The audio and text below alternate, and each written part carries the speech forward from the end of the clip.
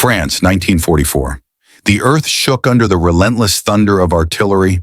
Smoke hung over the fields like a curtain between life and death. In the chaos, one American tank lay crippled, its treads shredded, its engine dead, its crew trapped behind enemy lines. The world saw a wreck, but inside that mangled steel coffin sat a man who refused to surrender. His name was Sergeant Harold Keller, a mechanic from Kansas who wasn't supposed to be a hero. Yet in those impossible hours with no reinforcements coming and the Germans closing in, Keller would take a broken machine and with his bare hands and a spark of madness, create a legend that changed how the Allies fought their armored war. Keller had never dreamed of battle. Before the war, he fixed tractors in a dusty workshop outside Wichita, grease on his hands, diesel in his lungs, quiet evenings under the hum of cicadas. He wasn't a soldier by nature, but when the draft came, he answered.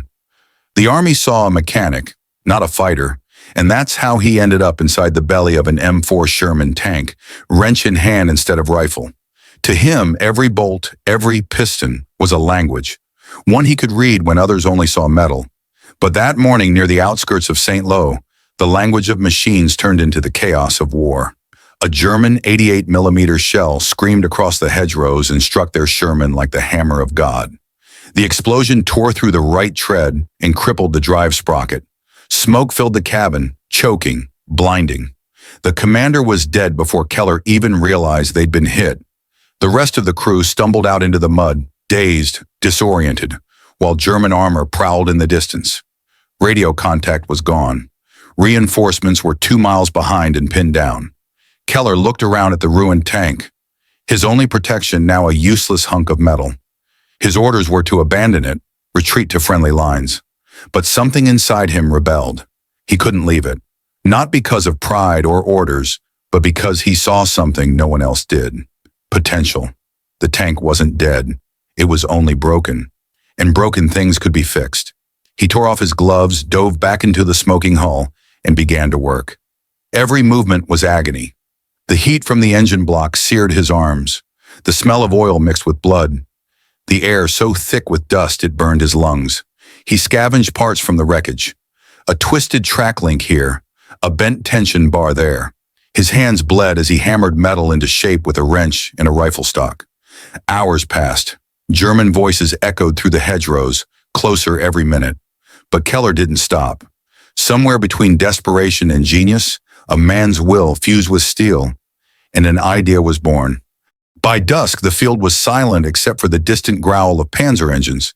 Keller's crew had retreated under cover of darkness, believing him lost. But under the faint flicker of a match, Keller worked like a man possessed. He'd realized that if he couldn't replace the damaged tread, he could reinvent it. Using spare track pins, twisted fenders, and even pieces of a nearby destroyed half-track, he fashioned a makeshift suspension system. Crude, uneven, but functional. It was mechanical insanity, the kind of thing no manual would approve and no officer would ever order. But it just might work. When the first spark of ignition roared to life, it sounded like the voice of hope itself. The tank shuddered, groaned, then moved. Barely, but it moved. He'd done it. Alone behind enemy lines, Keller had resurrected a Sherman from the dead. But this wasn't just survival anymore. Through the cracked vision slit, he saw something that made his heart pound. A German supply convoy crawling through the valley, unaware of his presence. Ammunition, fuel, and trucks loaded with artillery shells. If they reached the front, more Allied soldiers would die. Keller knew what he had to do. He gripped the controls, steadying the shaking machine, and whispered a prayer. Then, with a roar that split the night, the half-broken Sherman lurched from its hiding place. The Germans froze in disbelief. They thought the tank was destroyed. Keller opened fire. The first shell tore through a truck, igniting a chain of explosions that lit up the valley like a second sunrise. He fired again, and again, until the gun barrel glowed red. Bullets sparked off the armor. The treads screamed in protest, but Keller held his ground. When dawn broke, the field was littered with the smoking remains of the convoy. Keller's tank, blackened and battered, stood alone, motionless, finally silent. Reinforcements found him hours later, slumped inside, hands still gripping the controls. He was alive, exhausted, barely conscious. The engineers who examined the tank later couldn't believe what they saw. His field repairs weren't just improvisations. They were innovations. His crude tread design would inspire a new field modification method used throughout the European campaign. They called him the mad mechanic of Saint-Lô. But those who served with him used another word: genius. The night air was thick with smoke and the faint hum of distant engines.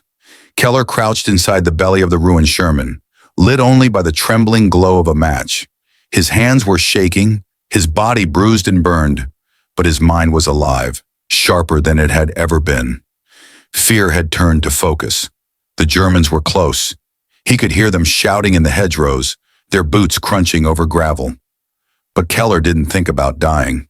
He thought about gears, chains, and steel. The tank was crippled. Its right tread snapped clean through, sprocket teeth shattered, idler wheels jammed. By all logic, it was finished. But logic didn't win wars. Men like Keller did. He scavenged the battlefield like a scavenger in a scrapyard, stripping parts from wrecked vehicles under the flicker of tracer fire. From a burned-out half-track, he pried loose a drive chain. From a destroyed Jeep, he tore out steel rods and brackets. Every clang echoed through the fields, each one a death sentence if heard. Yet somehow no bullet came. Back inside the Sherman, he laid the pieces out on the floor, breathing hard, thinking fast. He had no manual, no schematics, only instinct. He began hammering the twisted track plates back into alignment, using the butt of his rifle. Sparks flew, the sound sharp and furious. The tank smelled of oil, cordite, and blood, a forge of desperation. Keller muttered to himself, words swallowed by the engine bay. "You're not done. You're not done." Yet hours passed. The night bled into a cold, colorless dawn. His hands were raw, his fingernails black with grease. Every nerve screamed for rest, but the machine was coming alive again. He had fashioned a crude tension system from a length of chain, binding it through the broken sprocket assembly to hold the tread in place. It wasn't elegant, it was madness. Any officer would have court-martialed him for even trying. But Keller wasn't thinking about rules. He was thinking about survival and vengeance. Finally, he climbed into the driver's seat, smearing the grime from the periscope with his sleeve. He turned the ignition. For a moment, nothing, just silence. Then with a deep, guttural cough, the engine roared to life. The vibration rattled his bones, a sound of defiance against the impossible. He shouted into the empty cabin, "Come on, you old bastard!" and eased the throttle. The tank lurched forward, then caught its rhythm. It moved in limping, uneven, but alive. Through the cracked vision slit, Keller saw smoke rising from the valley below. A German convoy, trucks, fuel carriers, and armored cars moving toward the front. Reinforcements. If they reached the lines, hundreds of Allied soldiers would die. He gripped the controls, his mind racing. He could try to escape, make it back to friendly ground. Or he could fight, alone. His heart pounded. His tank was barely holding together, its armor scorched, its tread screaming in protest. But he'd built it with his own hands. He trusted it more than he trusted luck. He swung the turret toward the convoy, aimed through the cracked gun sight, and fired. The first shell tore through a fuel truck. An explosion so bright it turned the dawn to fire. Germans scattered, shouting in disbelief. They thought the tank had been destroyed hours ago. Keller fired again.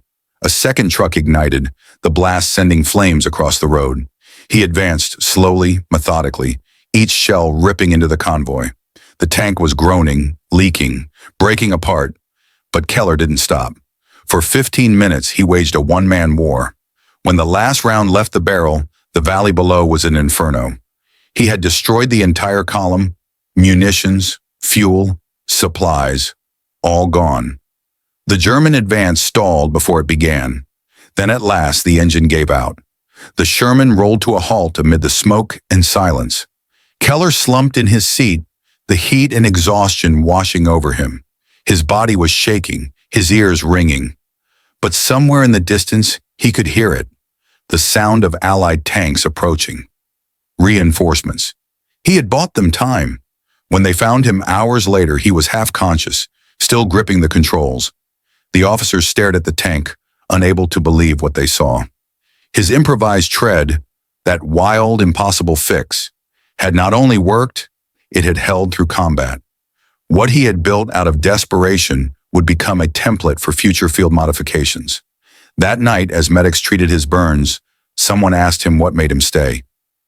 Keller's answer was simple. "It was my tank," he said, "and I wasn't about to let it die before I did."